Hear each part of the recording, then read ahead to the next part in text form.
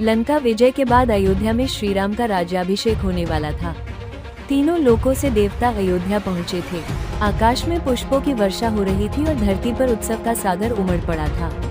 उसी सभा में भगवान विष्णु प्रकट हुए और अपने दिव्य आयुध सुदर्शन चक्र को श्री राम को अर्पित करने लगे, ये कहते हुए कि यह अस्त्र अयोध्या और राम राज्य की रक्षा करेगा। जैसे ही सुदर्शन चक्र आकाश में प्रकट हुआ, उसकी ज्वाला से दिशाएं जलने लगी।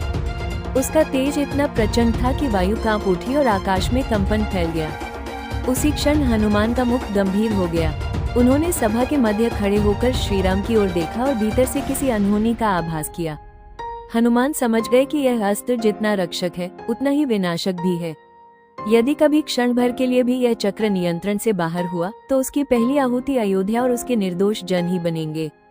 यही सोचकर उनके हृदय में केवल एक संकल्प जन्मा, अपने प्रभु और उनकी प्रजा की रक्षा, चाहे उसका मूल्य उनका अपना जीवन ही क्यों न हो। जब सुदर्शन चक्र श्री राम की ओर बढ़ने लगा, उसी क्षण हनुमान ने आकाश की ओर छलांग लगाई।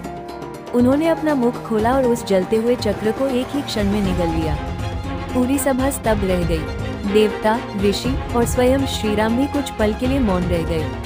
हनुमान के भीतर सुदर्शन चक्र घूमता रहा। उसकी धारें उनके शरीर को चीरना चाहती थी, पर वो चक्र धीरे धीरे शांत होने लगा। क्योंकि जिस हृदय में केवल श्री राम का वास हो, वहाँ कोई भी अस्त्र अपनी गति खो देता है। सुदर्शन चक्र उस भक्ति के सामने निष्प्रभ हो गया। भगवान विष्णु आगे बढ़े और हनुमान को प्रणाम किया। उन्होंने कहा कि आज उन्हें ज्ञात हुआ कि संसार में भक्ति वो शक्ति है जिसके आगे स्वयं देवास्त्र भी झुक जाते हैं। श्री राम ने हनुमान को अपने हृदय से लगा लिया और कहा कि जब तक ऐसा भक्त उनके साथ है, उन्हें किसी आयुध की आवश्यकता नहीं। सुदर्शन चक्र वापस विष्णु के हाथों में लौट आया और उस दिन ये सत्य स्थापित हो गया कि राज्य की रक्षा शस्त्र नहीं करते, रक्षा करते हैं वे जो निस्वार्थ प्रेम से अपने प्रभु के लिए प्राण भी अर्पित करने को तैयार हों।